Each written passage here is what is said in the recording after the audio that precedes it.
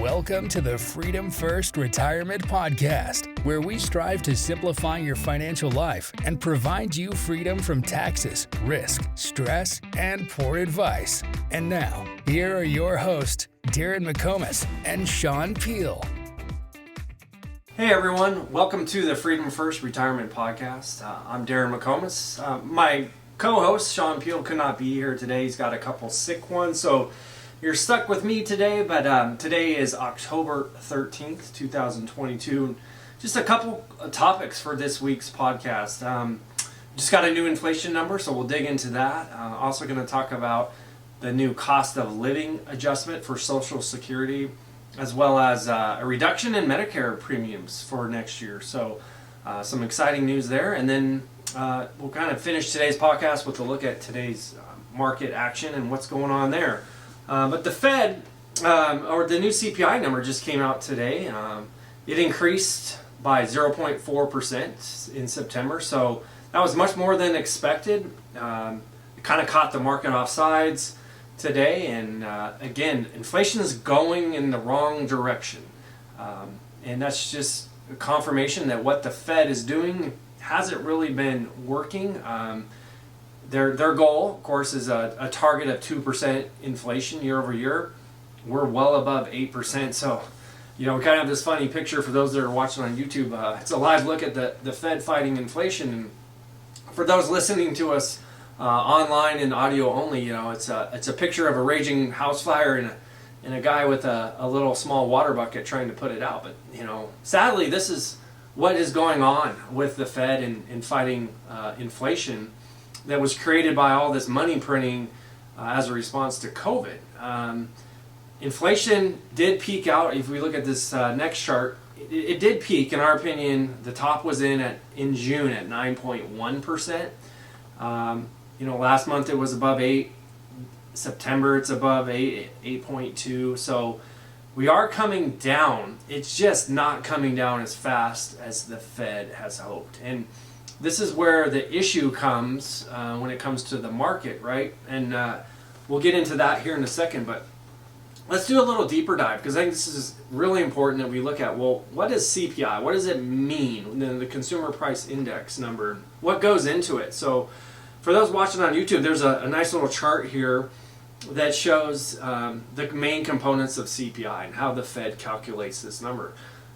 Obviously, the biggest factor right now in their current formula is shelter, so housing and rent. And we all know the housing market has cooled off, but rent has not. And a lot of Americans out there are renting apartments, renting houses.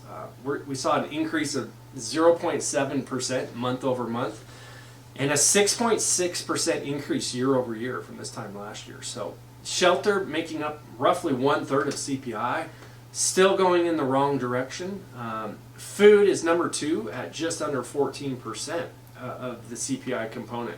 And food continues to get more and more expensive. You know it when you go to the grocery store or go through the drive-thru, right?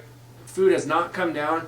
It continues to get worse. It's up 0.8% over last month and 11.2% over last year. So rent, shelter, food, trending in the wrong direction. Here's what really has me concerned about inflation starting to go down towards that 2% number is energy actually went down in the month of September. You probably noticed it at the gas pump. Gas was a little cheaper last month, and that was kind of a direct result. President Biden releasing millions of barrels of oil from the country's strategic petroleum reserves. And as a result of doing that, which I don't agree with, but gas prices did come down a little bit in September, but we're seeing here we are in October, and gas prices are shooting right back up. Energy is starting to rip. Energy stocks are really starting to take back off again and go in the opposite direction. So I can only imagine, fast forward a month from today, where October's CPI numbers are going to be. I don't think rent's going anywhere. I see food continuing to get more expensive, especially if energy is getting more expensive. I really see the CPI number being very sticky. We call that stagflation. So, the Fed is definitely trying its hardest to raise interest rates and and get the CPI number down, but I think it's going to be a long, hard-fought battle with inflation to get it well below 3%. And of course, their target is 2%. So this has really got the markets in a fit. We're seeing high volatility in the bond markets. The MOVE index, which tracks the U.S. bond volatility, is sitting at above 160, and that is higher than when the COVID pandemic hit our country. So the bond market is supposed to be safe. It's supposed to be kind of boring, very low volatility. We're seeing like crazy high amounts of volatility in the bond market, and that has also trickled over. The volatility in the stock market is in the uninvestable bucket. It's well north of 30 as far as the VIX goes. So we'll get more into the markets here in a minute, but inflation, we really wanted to update you on that. It is not trending in the right direction, and I think that's just going to give the Fed the 2 thumbs up, green light, go ahead, keep raising rates well into next year. I think keeping those rates high for the foreseeable future. One piece of good news, though, I don't want to be all Debbie Downer here. Social Security, as a result of this high inflation, is giving a cost of living adjustment for 2023 of 8.7%. This is one of the highest cost of living adjustments we've seen in a long time, but it will sure help take the sting out of all this high inflation for those of you that have turned on Social Security. I think it's really a step in the right direction. But it also leads to some issues as far as our government paying for Social Security. So some really complex things going on this year. If interest rates do stay high where they're at, someone on Twitter the other day posted, if inflation stays high and interest rates stay high, the number one biggest expense next year for the United States government is going to be the interest owed on the national debt. Usually that is not the number one most expensive thing. Usually it's Social Security and Medicare. But the higher interest rates go, the more our government owes on that national debt. And we know how much national debt has grown the last several years. But now we owe a higher interest on that. So, Social Security is going to have to also pay 8.7% cost of living adjustment on top of a higher interest rate on that national debt. Some very tough decisions coming down the road for the leaders in our country as far as how they're going to fund Social Security and how we're going to pay for this higher interest rate. And to us here at Abraham and Company, and I know Sean would agree with me wholeheartedly on this, I think all roads lead to higher taxes down the road, and I think this is why it's so important to have a tax plan. Doing some Roth conversions now, why we're under the Trump tax codes before taxes go up in 2026. And if they do pass new legislation in 10 years, I really think tax brackets are going to go up maybe even higher than the Obama tax code. So the more proactive we can be with the tax minimization and doing some Roth conversions now, I think the better off you'll be in the future. So we're doing Roth conversions right now. I think it's a great opportunity to look at, can you do any this year within the tax brackets you're in, and how much money will that save you over your lifetime. So we're going to be reaching out to you and continue doing the Roth conversions as we head onto the fall here. But another piece of good news, some good news, is Medicare is actually slashing their premiums a little bit. So in 2023, the monthly premium for Medicare's outpatient care, that's also known as Plan B, is going to be 3% lower than it is this year. Now, before you get too excited, 3% sounds great, but really what that translates into is about a $5.20 reduction in Part B. The standard premium for Part B is going to be roughly $165, down about $5.20 from $170.10 this year. So 3% sounds great, but $5 in actual savings, not too exciting there. But I did want to talk today and kind of wrap up today's podcast talking about the markets. So it's been a rough month. September, the markets were down about 10%. Here we are, it's October 13th. Market's still struggling. If you look at the chart here, the NASDAQ's down about 9%, and that's including today's nice little rally. S&P's down over 7%, and the Dow Jones down about 3.4%. So continue to see these wild swings in the day when you're talking 400 or 500 points going one way and then reversing and going 400 or 500 points the opposite direction. I don't like the way the volatility is moving. I really believe our analysts at Hedgeye Risk Management feel the markets are going to continue to sell lower, and a lot of it has to do with Q4 earnings. So today started off the fourth quarter earnings, really, and tomorrow the banks really get going.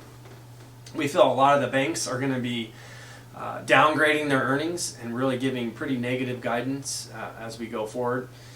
And when the market hears that, they're not gonna. I don't think the market's gonna like that. I don't know how much has been priced into this point, but we really think fourth quarter earnings are going to be pretty ugly across the board. Doesn't matter what asset class. Maybe energy will have some positive earnings reports compared to everyone else, but I really think most banks are gonna have pretty poor earnings reports. And I really think overall a lot of companies out there are gonna downgrade their forecasts going forward, or just remove guidance completely. FedEx did that about a month ago. Their stock dropped 17% within a few minutes of that. And a company removes guidance right when they know the outlook is so bleak that they don't want to spook their market price, so they just don't offer any guidance. And the market reads that as this is not going to be good, and their stock goes down. So here we are. We'll just kind of take the earnings reports as they come. Our portfolios are still sitting very conservatively. It seems like the market keeps bringing this narrative up. We have it up here on the screen. When will the Fed pivot? The Fed pivot. Everyone's waiting for the Fed to pivot. The Fed to not only stop raising interest rates, but actually start cutting interest rates. That's the Fed pivot. The experts at Hedgeye Risk Management, along with us, we feel there is no Fed pivot. You have a CPI over 8%, inflation just crushing the average American. The Fed's number one job is price control, and we do not see a Fed pivot anytime soon. Today's number, I think, just gave the Fed 2 thumbs up to keep raising interest rates until they get inflation to start really trending downwards. I think kind of how this plays out is the Fed does a few more rate hikes this year, and this chart, hot off the press here, almost 5 more rate hikes is what the street is expecting by December of this year. So more rate hikes to come. Then when the Fed is eventually done raising rate hikes, when inflation starts to really come down, I don't think they're going to cut right away. I think they'll keep interest rates high and let them just cool off for a while and let them stay there until they really see inflation get under control and stay down, and then possibly way down the road start doing some minor rate cuts. But a Fed pivot to me is totally out of reality. I don't think the market has that right. I think the market is continuing to hope and pray that the Fed pivots, but you've heard us say before, hope and prayer is not a risk management process. We prefer numbers and math. So we're going to keep a very conservative and cautious approach. We're going to stay out of bonds right now. With rising interest rates, bonds seem completely uninvestable. And we just keep monitoring this day to day, week to week. And we keep making minor changes to the portfolio, but it really has stabilized the last few months. And if you know people that are out there that are getting crushed in their 401ks, or their advisor is not helping them, not offering any proactive solutions, have them reach out to us. Have them get a second opinion. We'll be glad to do a portfolio analysis like we did for you, and show them what they own and how it's reacting to today's conditions and what they can expect going forward. So the greatest compliment you can give us is a client referral. We don't take those lightly. We think that's the greatest compliment, and we appreciate, they've been flooding in. But if you have any family members or friends or coworkers that are getting crushed and are really worried because their advisor doesn't have a plan, or they're just doing it on their own and it's not working out so well this year, give us their contact information, or give them our contact information, and we'll be glad to go through the process with them. So thank you so much. I'm going to end today with this chart. I think it's super important. It's really the Federal Reserve. It's called quantitative tightening. The Fed is now shrinking their balance sheet and doing it at a very, very high rate. We talked about this last podcast, but over $206 billion from April to today is what they've tightened, and they're going to keep tightening. So it's this double hammer the Fed is doing. One, raising interest rates. Two, tightening and sucking a lot of the liquidity out of the markets. Both are bad as we're heading into a recession. I just don't see the markets any case for a bull market. So we're going to continue playing cautious there until the Fed is cutting rates and stopping their quantitative tightening. All right, we do have a couple of events coming up. We are in the Linwood Convention Center Tuesday, October 18th at 6:30. So if you have any friends, family members who need help with retirement, send them our way. They can go to our website, abrahamco.com, see our events, and contact us about getting signed up to go to this, completely free. And then we have another event Wednesday, October 26th at Verrazano's Italian Restaurant. And we actually have two events that day. One is at noon, a lunch, and one is a dinner at 6:30. So that one will have food and beverages provided. So this is for those who've never attended an event of ours. And again, there's a lot of people out there hurting, a lot of people out there scared.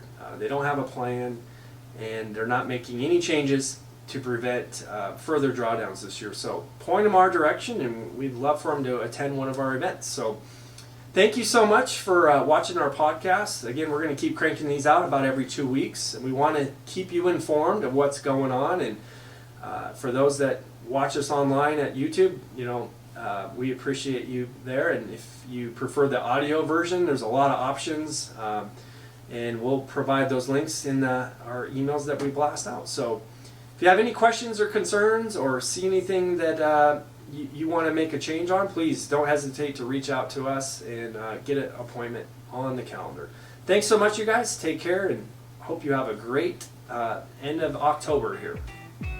Thank you for listening to the Freedom First Retirement Podcast. Make sure you subscribe so you don't miss any future episodes. For more resources, or if you have any specific financial questions, contact us at abrahamco.com. That's abrahamco.com. The Freedom First Retirement Podcast and related materials are provided for general information and entertainment purposes only, and do not constitute accounting, investing, legal, tax, or professional advice. Visitors should not act upon the content or information found here without first seeking appropriate advice from an accountant, financial advisor, lawyer, or other qualified professional.